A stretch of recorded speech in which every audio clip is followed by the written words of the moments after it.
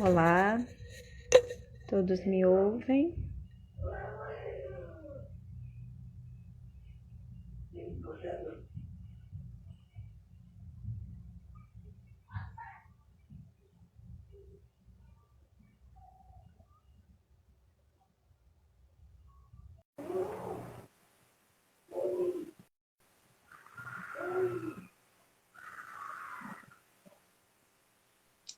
Olá, Olá, boa noite. bem-vinda, Você me ouve bem? Sorriso Alegre. Te ouço sim, Beleza, deixa eu só ajeitar aqui então. Beleza. certo. As pessoas estão começando a entrar. Daqui a pouco nós vamos para a apresentação e Tá para ótimo. iniciar a nossa conversa de hoje. O nosso tema de Candomblé e Educação. Eu acho que eu já consegui fixar o título, né, no comentário. Acabei de ver, sim, já fixei. Esperar só um minutinho, tá bom? Beleza.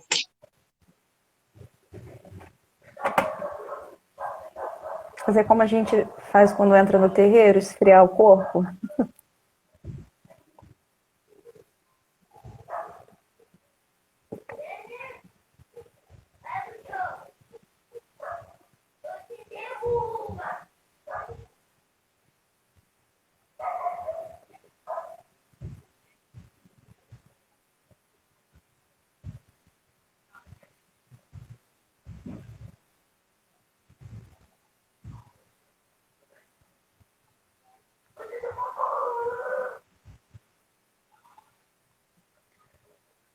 Caiu a conexão.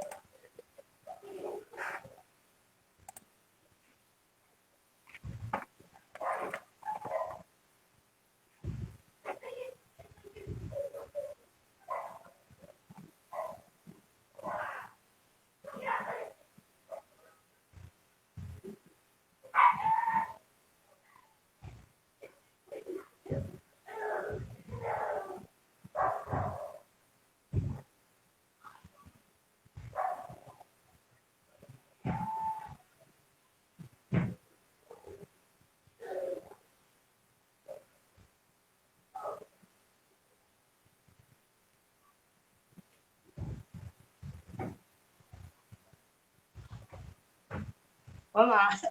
Minha internet Oi, de deu uma volta. suada, mas eu já mexi aqui, já Que mudei aqui o bom. processo. Estava tomando uma aguinha aqui, né? Do que a gente faz Ah, quando chega na casa para faz bem, esfriar o faz corpo. bem, faz bem. É importante. Mãe Marta, eu acredito que nós já possamos começar. Sim, O pessoal vai chegando, né? De todo modo, a live ela vai ficar no nosso IGTV, né? Vai ficar gravada no nosso Instagram e também na página do Facebook. E quem não pôde entrar agora vai poder conferir depois, vai poder assistir. De todo modo, agradeço muito que você tenha aceitado o nosso convite, né? Essa apresentação, esse seminário, era uma ideia que nós tínhamos dentro do nosso grupo de pesquisa para abordar a atuação de mulheres na ciência, do grupo de estudos ameríndios e fronteiras do CNPq, e é sob orientação da professora Daniele Bastos, que ela também tem um projeto da educação descolonizadora, e essas temáticas, assim, diferenciadas, né, com projetos de decolonização, é o nosso foco.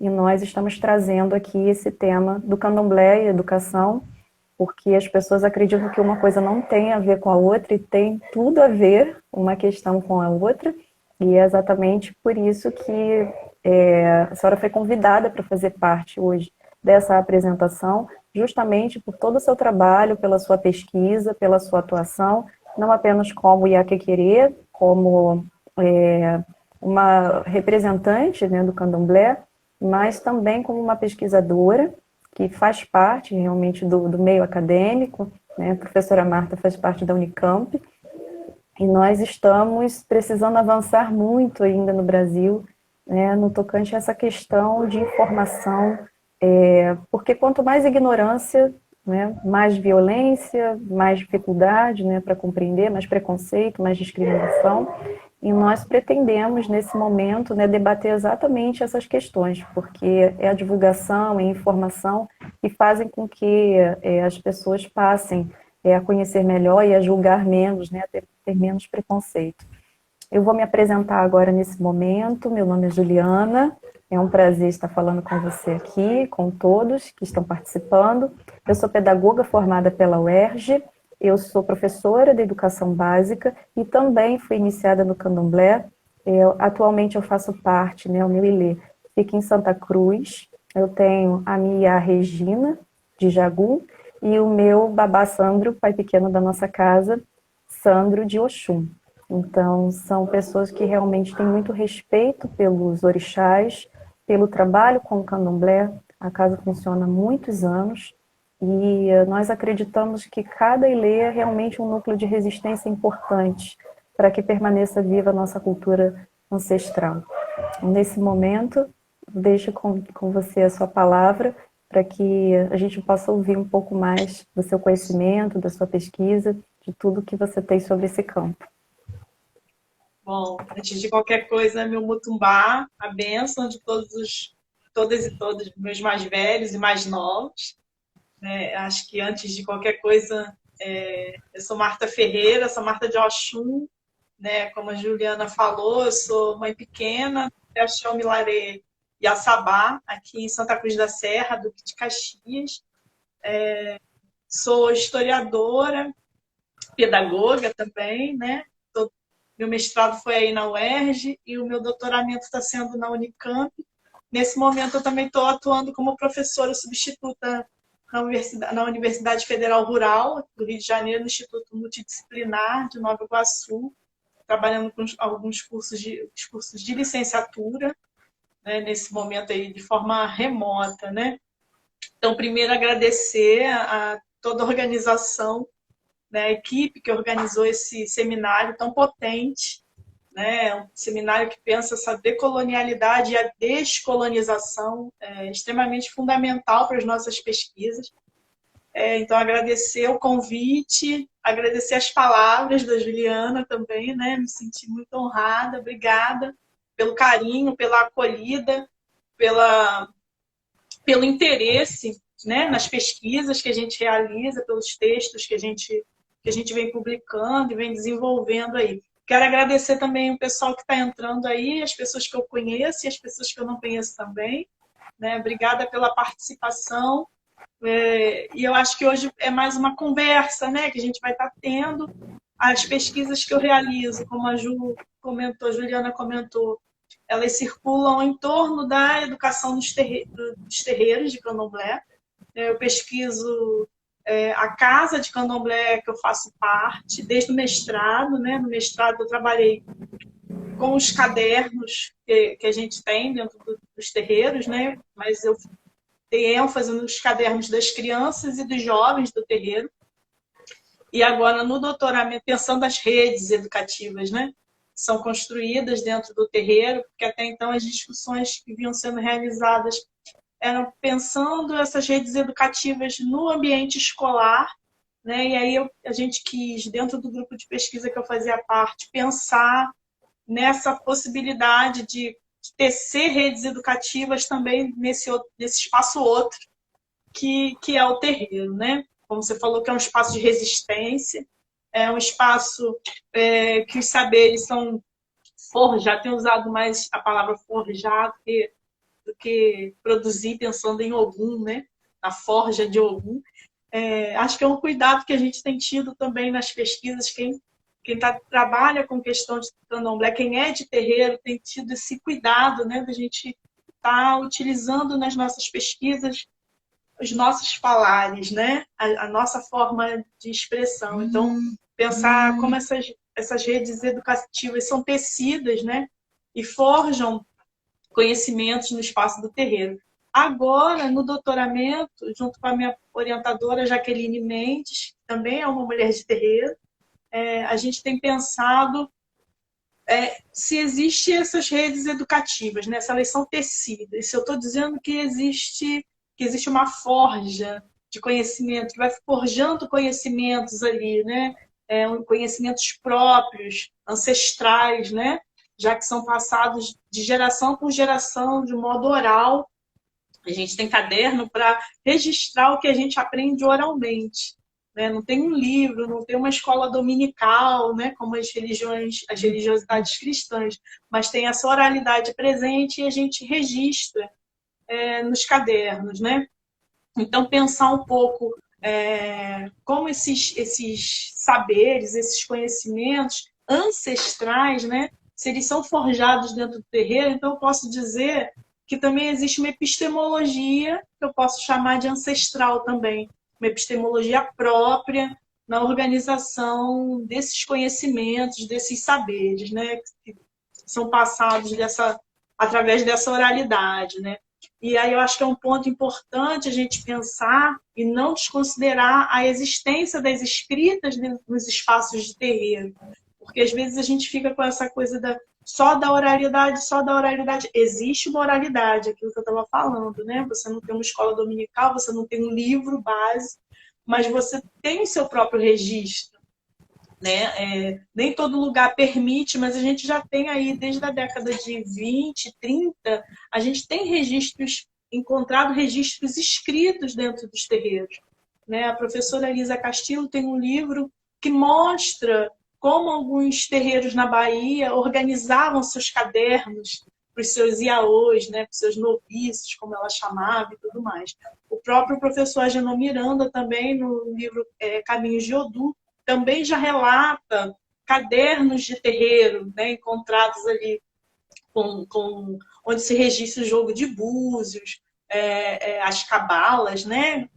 E aí pensar também, né, que essas cabalas, quando a gente pensa em registros escritos, a gente também ousa pensar em registros para além das lógicas ocidentais, porque a gente está muito habituado a pensar registros escritos alfabéticos.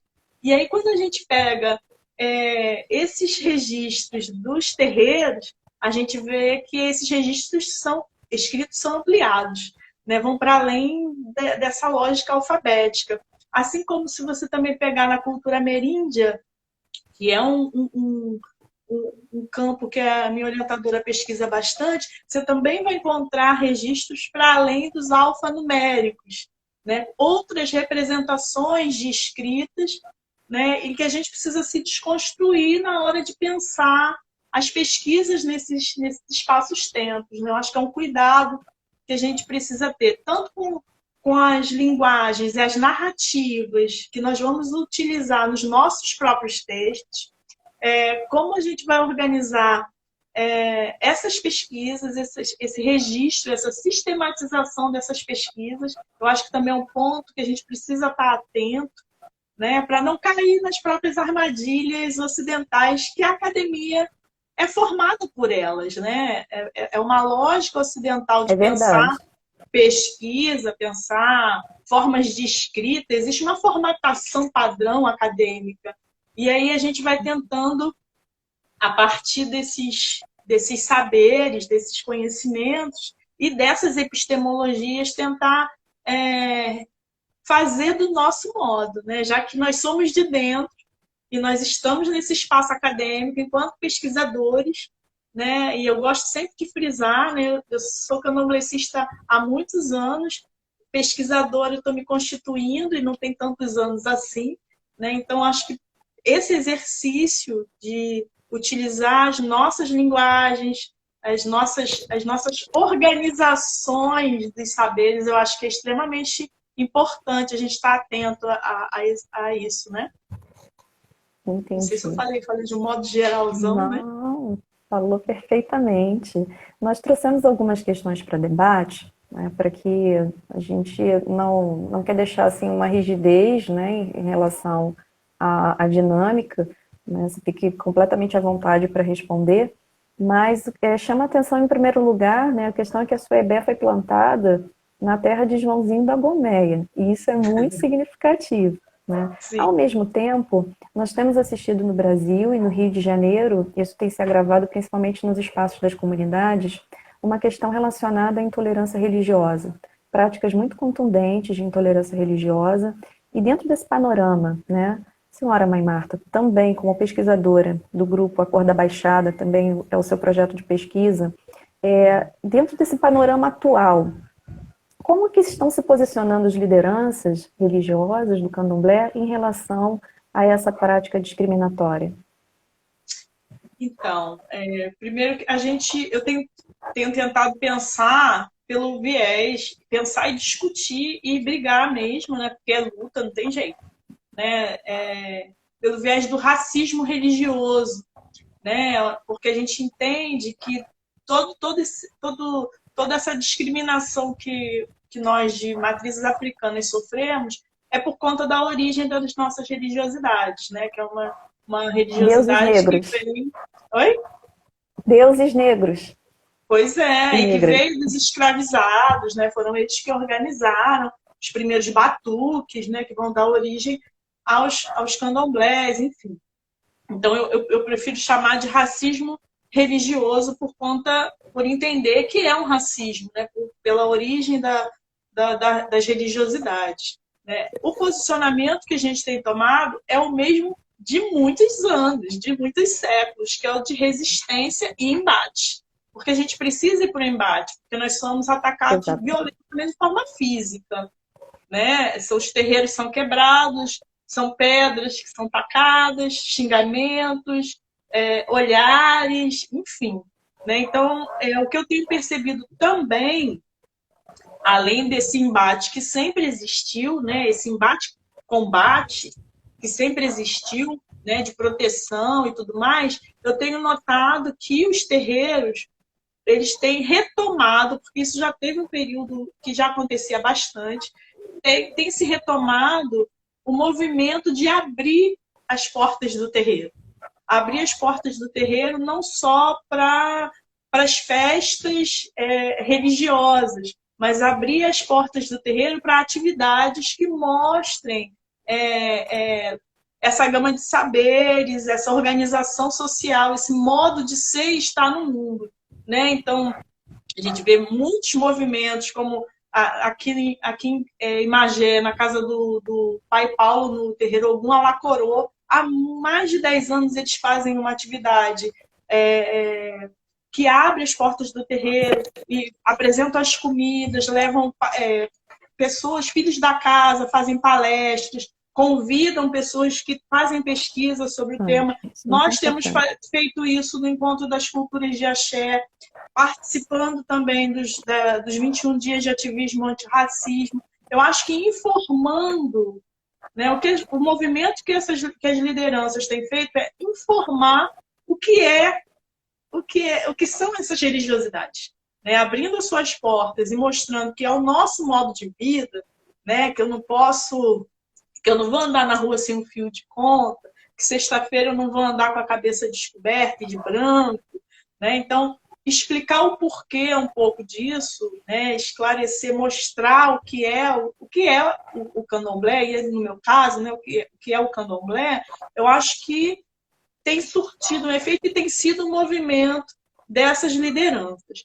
No grupo A Cor da Baixada, que é um grupo muito querido, né, que eu estou nele desde 2013, desde lá da época do mestrado, que é coordenado pelo professor Nielson Bezerra, aqui da UERJ Caxias, ele tem uma peculiaridade, né, que somos todos moradores da Baixada Fluminense, somos alunos trabalhadores, quase todos nós somos professores, né? Então, o grupo hoje está com mestres, doutores, mas a gente também tem, quando ele começou eram graduandos, que hoje a gente vê que já são doutorandos, então é um grupo que vem num crescente, num movimento também de apoio um ao outro, de leitura dos textos, de ajuda para as próprias seleções de mestrado e doutorado, como é que se organiza projetos e tudo mais. E a gente tem os eixos de trabalho que tem ligação com as lideranças de axé. Por exemplo, você chamou a atenção que aqui a gente está na terra do Joãozinho da Gomeia, né, Caxias, e agora faz 50 anos que ele morreu. Então, saiu um dossiê pela revista Periferias, organizado pelo professor Nielson Bezerra e pela Andréia Mendes, lá de Campinas, da Unicamp, uma historiadora que pesquisa Joãozinho da Gomeia também, e foi organizado um dossiê. Esse dossiê tem participação de pessoas do grupo e de pesquisadores outros que falam sobre Joãozinho da Gomeia.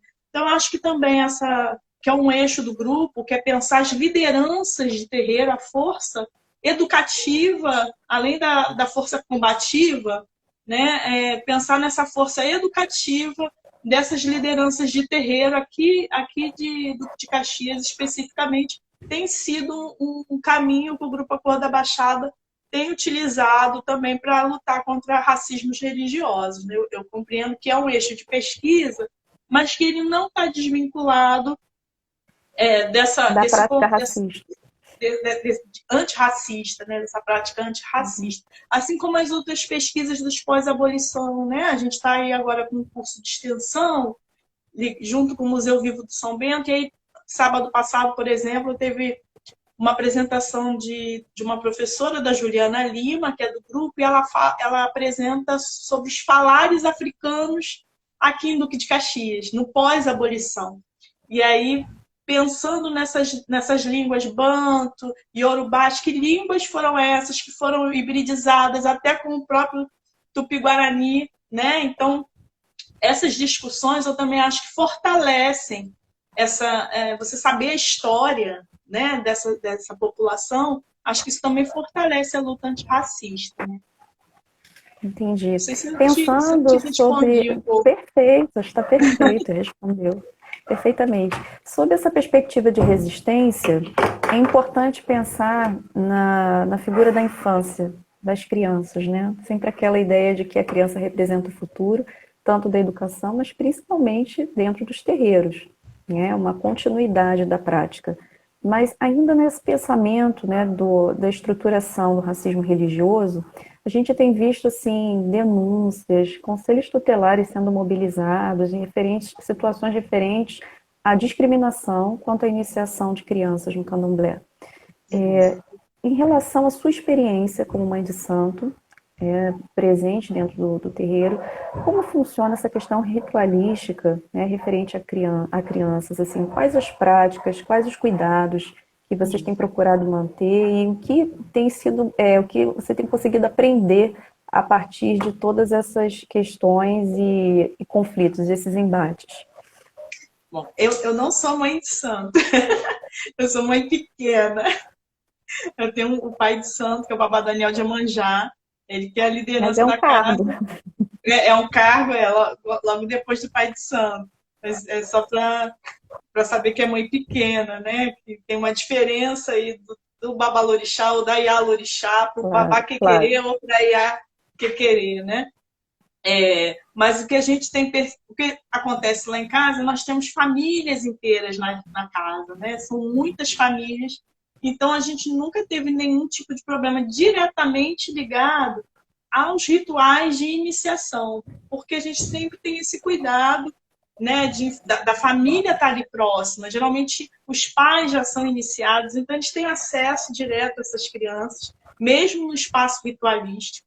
E se um dos pais, por exemplo, se tem alguns casos de casais separados, a gente chama o responsável que não faz parte da comunidade religiosa para conversar. Né? Eu acho que é um cuidado que a gente tem para perguntar se ele está de acordo, porque se não tiver acordo entre o casal, não tem como a gente fazer esse ritual. Nós nunca tivemos impedimento. A princípio, a gente não teve, nunca passou por essa experiência. Agora, nós já passamos por experiências difíceis na escola, né? Da criança ir paramentar. Ou chegar no local de estudo.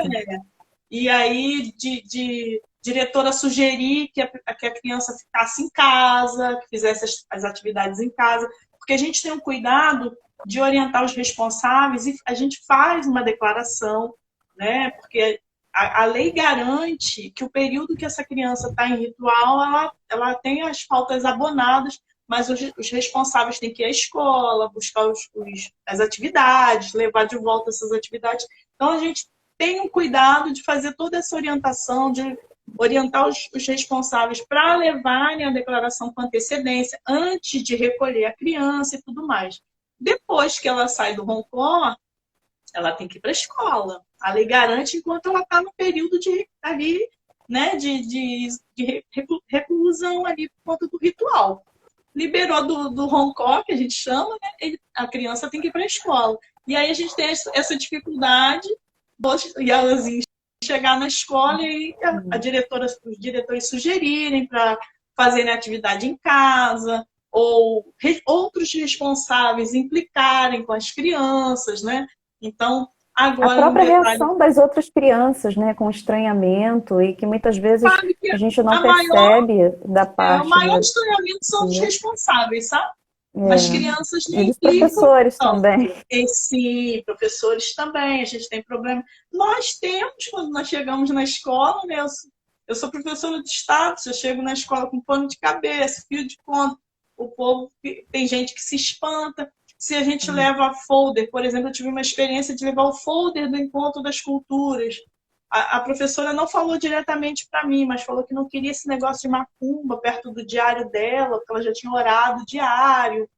Enfim, essas questões mais ampliadas. Mas as crianças, o que eu tenho percebido é que quanto mais elas compreendem o que é o candomblé, mais elas conseguem se defender nesses espaços escolares, né? Elas não ficam caladas, elas tentam explicar, elas procuram caminhos para que as pessoas saibam o que é realmente o candomblé, não tem não tem fugido do embate, né? Até mesmo quando é para o adulto. Acho que as crianças têm tido uma reação eu tenho falado muito isso nas lives que eu tenho participado. Essa terceira geração que a gente tem de crianças, eles estão muito mais reativos, sabe? Quando sofrem algum tipo de racismo religioso nos espaços escolares, né? Tentam argumentar ou querem criar estratégias para apresentar a religião. Não se calam, né? Não se calam. Não se calam. Não validam. Sofrem, porque é um sofrimento. Sim, né? Porque para eles é um lugar...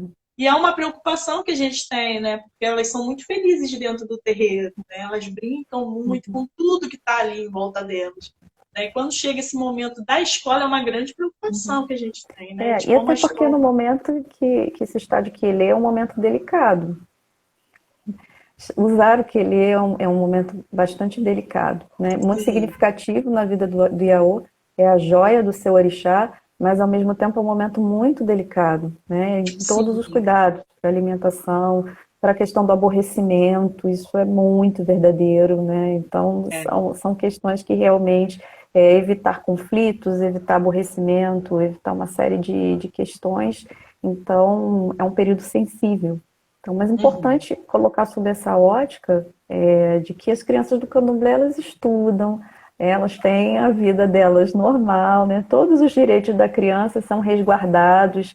Isso é muito importante que as pessoas compreendam com essa prática. As crianças não sofrem, que as crianças não são expostas a nenhum tipo de violência, de vexame, nada disso. É só que realmente é uma prática religiosa que, por conta da ignorância e do preconceito, né, de algumas religiões, especificamente, que contribuem muito para semear esse ódio, né, ou essa desconfiança em relação à religião, em que as pessoas acabam ficando receosas, né, ou acham que aquela criança sofreu, ai meu Deus, coitadinho, olha lá, olha como é que ele tá, agora só pode andar de branco, e assim, não compreendem, né, que muitas vezes isso foi desejado pela criança, foi desejado pela família, porque entra o que é o território da fé, né, o que é a crença, aquilo que o ser humano considera como sagrado, e ninguém pode ter jurisdição maior do que a própria pessoa que escolheu esse caminho. Né? E isso é muito importante que seja respeitado, e é o que eu percebo muito também nessa geração, conforme você apontou, né? As crianças, elas estão mais conscientes, são mais responsivas diante das situações, questionam, não se calam. a gente pode pensar a partir daí que novos caminhos, né, futuramente, possam se abrir, que a gente possa ter panoramas melhores para o futuro do candomblé. Axé.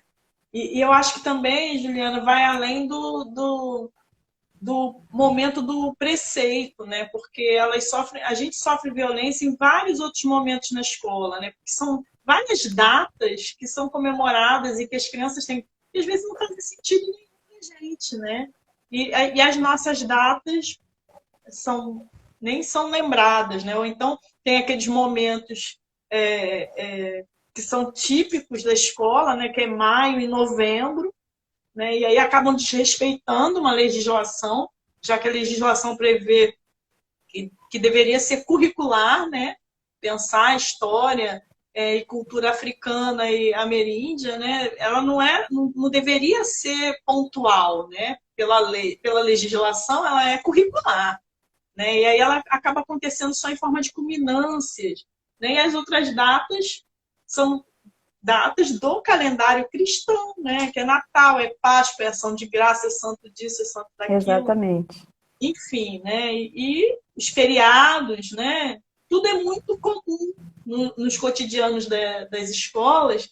E quando chega alguma questão, por exemplo, de pensar um Itam, por exemplo, de um orixá, pegar um livro que tem nas bibliotecas do Estado, né, nas salas de leitura, que não são bibliotecas, são salas de leitura, tem livros que tem Itãs de orixás, né, que tem histórias de orixás. E aí, se você trabalhar, os responsáveis têm responsáveis, alguns professores, algumas equipes de gestão têm, né, reclamam, não compreendem, ou pedem para o professor não fazer, não utilizar aquele tipo de literatura. E por que não? Né? Por que priorizar uma só cultura? Tem até um texto que eu faço relato de uma conversa com um menino que foi iniciado lá na escola, e ele levanta essa questão, né, sobre as aulas de história, que ele fala que os livros de história falam de uma cultura só, de uma religião só, que é pobre em cultura. Ele fala assim, é pobre em cultura, tem pouca cultura. Pouca Ou que tudo cultura que referente à tá cultura negra fica sempre de cristalizada no fora. passado, de Eu escravidão, entendi né? que o que ele chama de pouca cultura é justamente isso, ele não se vê naquele livro, né, e naquelas aulas de história que eram oferecidas desde o 6º ano até a série que ele estava, que era no 1º ano já do ensino médio. Ele não se sentia contemplado. Né? Sim, eu contei uma vez para os meus alunos, escola pública, em Nova Iguaçu. Eu contei a história do caçador de uma flecha só. Eu contei esse Itã para eles. Mas eu fiz tanto mistério, o nome das senhoras que enviavam o pássaro. Chegou no final do ano, eles nem eram mais os meus alunos e ainda me paravam para perguntar: mas você não pode falar o nome delas? E eu falava: não, porque o nome delas não se pronuncia, isso é um mistério da história. E eu acho que até hoje eles ficam procurando saber qual era o nome. Então, isso é muito importante, porque a função narrativa, ela é eminentemente pedagógica. Né? Então, não se pensa por que aquilo não está escrito, aquilo não tem uma função formadora, filosófica, né? Não tem esse papel. E desempenha um papel fundamental. Sob essa perspectiva, eu gostaria de perguntar duas coisas. Primeiramente, esse destaque, né, que você concede na sua pesquisa aos Itãs como potência cultural. E também essa pesquisa, né, com epistemologia ancestral e como se situa esse conceito de oxunismo, que a gente está começando agora a conhecer. Nossa, duas super perguntas. Né? Uma atrás da outra. Pensar nesse TAM, eu acho que para além dessa potência cultural, né? Eu acho que é uma potência de forjar conhecimentos. Né? Porque a partir do Itã, a partir da história do orixá, é que você vai pensar em toda a organização dentro do terreiro. Porque a partir daquela história que você vai decidir a comida que vai ser feita, que vai ser oferecida para aquele orixá, se vai estar com dendê, se vai estar com azeite doce, a quantidade que você vai colocar, que tipo de folha você vai usar, a roupa que aquele obrigacionário vai usar também, que cores da roupa, que elementos esse orixá vai carregar na mão. e aí vai dar o toque da própria sala, o que vai cantar para esse orixá, de que Como vai forma dançar, né? esse orixá vai dançar. Então é uma gama de saberes que os itãs vão forjando, né? Que por isso que eu penso que tem uma epistemologia própria, né? Porque dá todo o norte, vai suleando, né? Norteando, que eu não tenho mais usado norteando. Vai Meditemos suleando o todas as. norte. Vamos É como suleando isso dizia daí.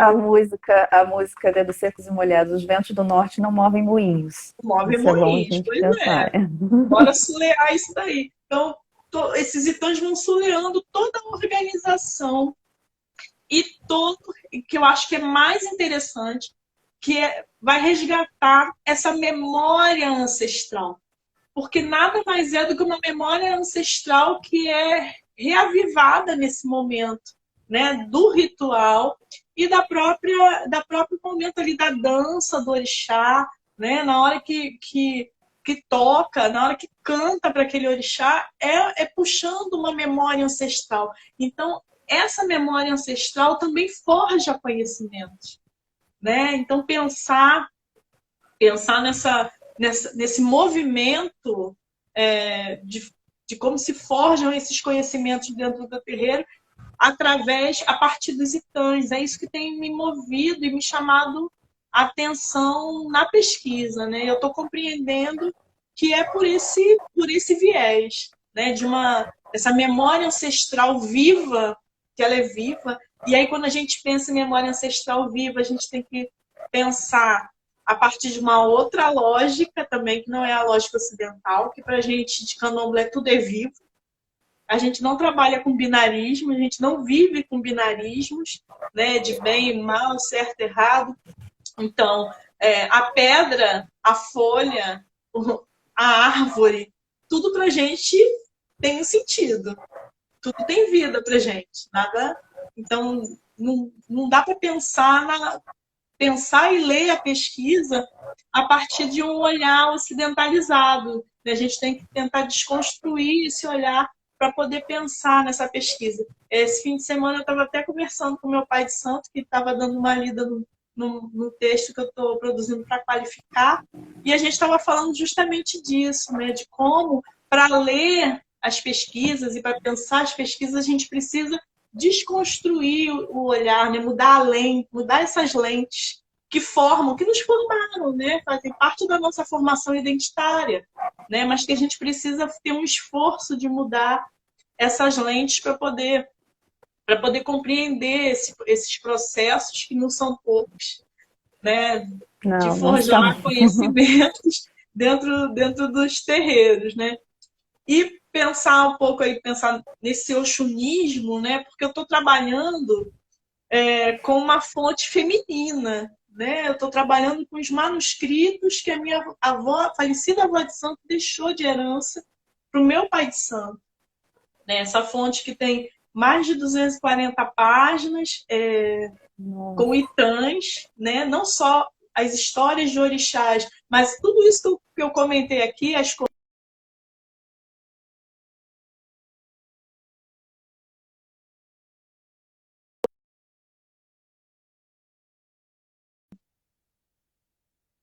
Sim, eu beleza? acho Eu que a posso minha continuar? bateria Ah, pode sim, um conseguiu minutinho. ligar? Eu só vou conectar numa fonte, porque a Tá, bateria tá acabando. Pode beleza. continuar. Eu só vou colocar Então, aqui de volta. essa fonte é feminina, né? O meu pai de santo, ele é um homem, mas a gente ele é consagrado a um orixá feminino, que é Iemanjá. Então eu estou trabalhando, e é meu ancestral mais próximo, né? Que a gente tem pensado também muito nesse conceito de ancestral. Quem são meus ancestrais, né? São aqueles que me ensinam, os que estão aqui fisicamente e os que também não estão. Então, meu pai de santo eu estou considerando também como meu ancestral mais próximo, e ele é de uma Iabá. Então, eu estou pensando, e aí lendo a partir da Oyeronque, né? Que ela fala dessa questão da não generificação, né? Que vem ali daquela região específica ali da Nigéria, do povo Nagô-Yorubá, né, que antes da chegada do colonizador não se pensava na generificação, né, que algumas palavras até receberam, foram generificadas a partir da leitura colonial, né? Como, por exemplo, Obá, que a gente traduz como rei, ela diz que antes da chegada do colonizador não tinha gênero, podia ser homem ou mulher.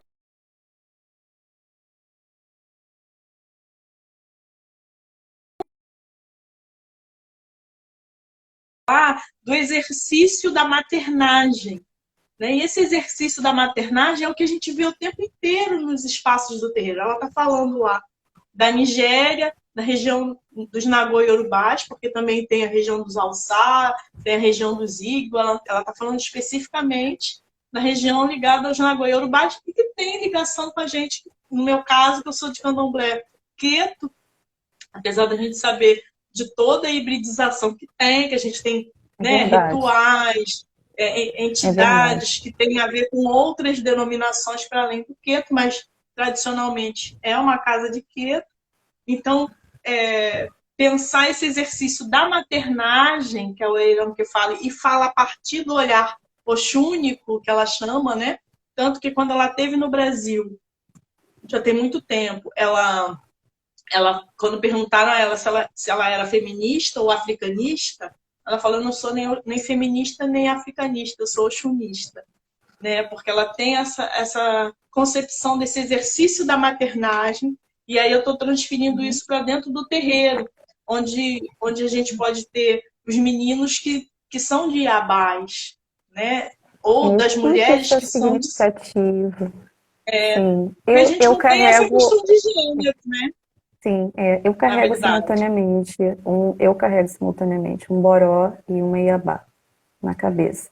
É uma dádiva ter sido escolhida por 2 orixás. Isso é motivo de orgulho.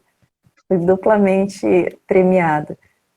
Mas é importante pensar que Oxum é o útero, né? A grande cabaça de onde todos nós viemos, e foi a única iabá a presidir a criação do mundo.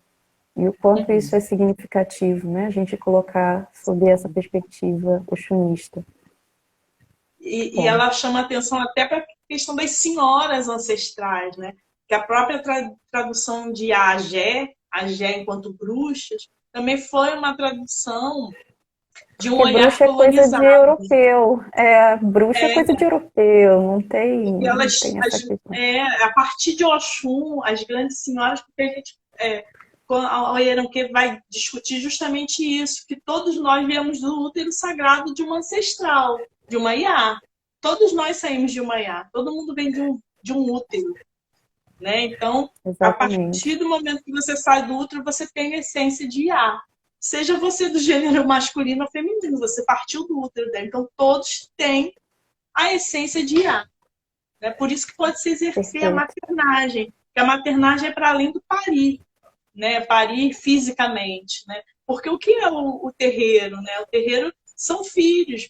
O roncó é um útero sagrado que nasce para ancestral, onde a gente nasce para a ancestralidade, né? Então eu acho que esse caminho que a Oyeranque vai traça para a gente é muito importante e é o que tem sido minha palha aí para tentar trançar a tese, né, para pensar a pesquisa nesse momento, né, tem me ajudado a pensar a pesquisa, né, a partir desse sagrado feminino dos terreiros, né, da força da mulher, né, dessa potência feminina, desse útero sagrado, né, e tudo mais, né. Perfeito. Uma pergunta, né, ainda dentro dessa... A gente tem um tempinho ainda, mas ainda dentro dessa questão epistemológica, você desenvolveu na sua pesquisa de mestrado um método, né, uma metodologia muito interessante, que é a metodologia do caçador, que remete ao Xós. Você podia falar um pouquinho sobre esse conceito? Na verdade, lá na dissertação, eu comecei a pensar, né, um pouco nessa metodologia, porque eu acho assim, o exercício da dissertação foi muito interessante, né? Porque como eu estava no mestrado em educação ali na UERJ, no Proped, então eu estava nos cotidianos, eu tinha uma maior liberdade na hora da construção, na hora da construção desse texto, né? Então, a própria formatação do texto, ele já teve uma outra, uma pegada um pouco diferente, né? Eu não trabalhei com aquela ordem justificativa, metodologia. Eu fui trabalhando com cantigas, com aduras de orixás, né? Então, eu vou abrir, né? Fazer a introdução, eu não escrevo introdução, eu coloco um ponto de Exu, Exubara, né? Para abrir. Quando eu vou falar do meu pai de santo, ele é de Iemanjá, então o título é uma cantiga de Iemanjá. E assim, consequentemente, até chegar na análise dos cadernos, que aí eu sou da história, né? Sou pedagoga e sou historiadora, e aí eu tinha pensado em trabalhar com Ginsburg, né? Pensando o paradigma indiciário, que tem naquele livro Mitos, Emblemas e Sinais. Falei, bom, vamos trabalhar porque como o terreiro tem muitos detalhes, muitas minúcias, eu acho que o paradigma indiciário vai me dar conta disso, né? E quando eu vou ler com mais atenção esse capítulo, né, do paradigma indiciário no livro do Ginsburg, aí ele vai falar do caçador primitivo, do caçador, da observação do caçador. E aí eu fui lembrando dos itãs, das histórias de Oxóssi, né? Cara, Oxóssi, né? Que espreita para caçar, a caça que não é caçar só matar por matar o animal, é para prover uma comunidade, né? Esse cuidado que o Oxóssi tem de não matar o animal à toa, não pescar, enfim. Eu falei, não, isso aqui não vai ser Ginsburg, vai ser Oxóssi, né? Vai ser a metodologia de Odeio, metodologia do caçador. E agora eu estou tentando aprofundar isso para a tese, né? E aí sim. E para acompanhar Oxóssi, eu estou trazendo, pensando nas IAO-10 também, que são as Iabás que caçam com Oxóssi, que carregam o Ofá, né? O Ofá, que é o arco e flecha, né? Então tem várias Iabás, né? Orixás femininas, que carregam o Ofá, que são caçadores, né? Então eu estou trabalhando essa metodologia do caçador e das IAO-10, né? Pensar as IAO-10, puxando o Itan delas também, para compor essa metodologia aí, né? Essas narrativas, para tentar dar conta da própria organização da pesquisa mesmo, né? É um exercício, né? Vamos ver se vai dar certo. Espero que sim, né? Perfeitamente. Professora Marta, nós estamos nesse momento, faltando aí uns 15 minutinhos. Eu gostaria de pedir, né, assim, de improviso mesmo, que você nos contasse um Itan que você considerasse muito significativo. Um Itan significativo? Tá. Pensando, talvez, nessa perspectiva. São vários, né? Mas pensando nessa questão feminina, né? Justamente que tem a ver com mulheres na ciência, né? Com essa proposta do nosso grupo de pesquisa, mas que tivesse a ver com essa questão feminina das Iabás. Eu acho que eu não vou nem contar o Itan, porque ele é conhecido, mas eu vou contar como uma Iaô que foi feita criança, como ela fez a leitura do Itan da Iabá, que ela foi consagrada, que é Obá, né? Que foi a Yasmin de Obá. Que o mais popular que a gente sabe de Obá é, né, da rivalidade que criaram, né, entre Oxum e Obá, né, por conta de Xangô e tudo mais, e Oxum ensina ela a fazer a comida preferida de Xangô, tirando um pedacinho da orelha para agradar Xangô. E aí Obá se empolga e acaba tirando a orelha inteira para colocar no prato de Xangô. Xangô fica, né, apavorado quando vê aquilo e expulsa a Obá. Só que a Yasmin, ela não, quando você pergunta a ela assim, conta pra gente quem é seu orixá, ela fala, é Obá. Quem é Obá? Ela fala, é a rainha das matas. E aí a gente pede, conta a história de Obá. E aí ela conta a parte depois da saída do Palácio de Xangô, né? Que é a parte que ela vai para as matas, encontra Oxóssi, e Oxóssi ensina Obá a caçar, né? Obá começa a usar o Ofá, o arco e flecha, aprende a caçar com Oxóssi e aprende a se proteger, a guerrear junto com Ogum, né? E carrega o que a gente chama de adaga, né? Mas é uma espada, né? E ela se torna uma grande guerreira, como se fosse uma amazona, né?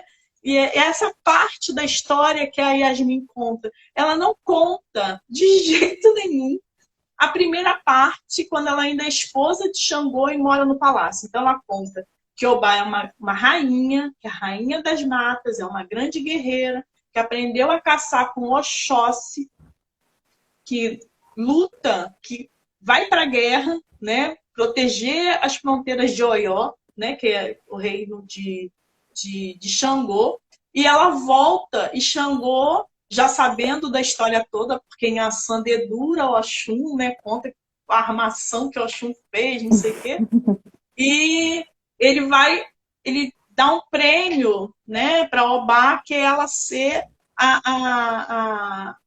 a pessoa que vai comandar o exército dele para proteger as fronteiras do seu reinado, né? Aqui a Ebome Jaqueline de Obá está falando, a senhora da sociedade Elecol. Eu Né? vi, sim. Mais um Perfeito. detalhe também, muito mal, minha mãe. Então, eu estou contando esse TAM pela perspectiva da Yasmin para a gente compreender como as crianças vão ressignificar, né, o que ela escuta dentro do terreiro. Para ela, a primeira parte, que é a parte mais sofrida, mais dura para Obá, ela descarta. E ela fica com o que ela acredita que vai ajudar a vida dela, que é essa fortaleza de Obá. Né? É a Obá caçadora, é a Obá rainha das matas, é a Obá que vai para a guerra, que vence guerra, que é aquela que comanda exército, que Que protege os homens fronteiras do temem, reino. né? Que os homens temem. Ela era Então, temida, né? uma menina, né? Ela, na época, quando ela me reconta esse TAM, ela tá, na época, com 13 anos, agora ela já está com 18, mas ela estava com 13 anos quando ela reconta. Isso é muito significativo. Eu fico até emocionada quando eu lembro, né? Porque isso é muito significativo para uma adolescente, moradora da Baixada Fluminense, que a família tem uma baixa escolaridade, né? E que ela tem dificuldades, né, na escola pública. Encontrar um Itan que ressignifique e que dê força para ela, isso é de uma potência, né, muito grande, né? E pensar o Fantástico. próprio papel do feminino, né? O próprio papel da mulher, né? Eu acho que isso Uhum. também é importante da gente pensar, né? Porque Convite, ela né? vai refazer também todo esse Sim. repensar o papel desse feminino que, por mais que ele esteja dentro do terreiro, ela, por exemplo, no caso dela, ela, as tias, a avó, elas não eram de terreiro, eram cristãs. Então, rever também todo esse papel feminino a partir dessa Uhum. perspectiva é significativo e é potente, né? Perfeito. Professora Marta, assim, a gente agradece imensamente tudo que foi dito aqui. É muito importante, assim, a gente deseja sinceramente que a academia conceda cada vez mais espaço, né, para essas pesquisas, para essas etnografias. E a pergunta, assim, que a gente deixa assim para fechar, né, para esse finalzinho, é uma pergunta referente à sua pesquisa com materiais escritos, né? Então, nós temos, né, dentro do axé, uma questão relacionada a certo sigilo, né, de informações e de saberes que correm dentro do terreiro, porque só fazem sentido para quem é iniciado, né, não fazem sentido de forma descontextualizada. E a partir desses materiais escritos, né, que são organizados, que são produzidos, como pesquisadora, como Iaquequerê, como uma mulher de Oxum, como fica esse limite entre o sagrado e o acadêmico? Eu fico pensando muito, principalmente às vezes quando eu vou. Agora não está tendo tanto porque não tem presencial, né? Mas algumas pessoas acabam, às vezes, vão fazer perguntas quando a gente faz algumas falas e acabam caindo em quase umas consultas, sabe? Quase consulta espiritual. E aí eu fico pensando muito nisso, né? Que a pesquisa ela não é para explicar rituais. a pesquisa, ela serve para a gente pensar a organização, como esses rituais, né, eles vão dar uma organicidade nesse espaço, né, organizar esses conhecimentos, organizar o modo de ser para além dos muros do terreiro. Tem isso também, né? Porque a gente não deixa de ser candomblé, de ser candomblessista quando sai de dentro do terreiro, porque para a gente é modo de vida, é filosofia de vida, é modo de ser, estar no mundo, modo de compreender. É verdade. Então, compreender como esses processos, né, forjam conhecimento, eu acho que é fundamental. Né? Eu acredito, uma vez me perguntaram em entrevista para a seleção de mestrado, doutorado, tanto mestrado quanto doutorado, quando fala dos cadernos, falam justamente sobre isso. E aí, mas e se essas crianças crescem e tornam público? Gente, é um risco que todos nós corremos. Qualquer religiosidade que trabalhe com segredo. Mas a gente acredita que não, por conta da própria formação. E eu sempre falo isso, quando eu comecei a pesquisar os cadernos, porque você conversa com as crianças também, pede autorização dos responsáveis, ao pai de santo, mas conversa com essas crianças também, os cadernos são delas. E a primeira coisa que elas perguntam, a gente tem um segredo que, em algumas casas, é chamado como a digina, né? Como seu nome público. Mas na nossa casa é um segredo, que é o oruncó. Só fala no dia da sua saída, né? Ninguém fica sabendo o seu oruncó, né? Que é o nome ancestral que o seu orixá carrega, né? E a preocupação deles era justamente essa. Na hora de mostrar os cadernos, a gente fala, e o meu oruncó, Iá? Vai aparecer? Então, isso já mostra que existe um cuidado com esses saberes e com esses segredos, né? Com esses aô, como nós chamamos, né? De não ser repassado. Então, eu acho que dependendo da formação que cada terreiro vai dando, vai oferecendo para os seus praticantes, eu acho que isso não vai ser um grande problema. É claro que nós somos seres humanos, então cada um vai compreender. E o candomblé não trabalha com essa coisa de certo, errado, bem, mal, castigo, pecado. Não tem isso. Sim. A gente não tem, né, essas dualidades. Céu, inferno, céu, inferno, essas concepções pois não. Não então é um risco que se corre, sim. Mas eu, pelo menos, quando eu estou pensando na pesquisa, eu não quero pensar rituais. Tanto que a parte de rituais, a minha fonte é toda cortada.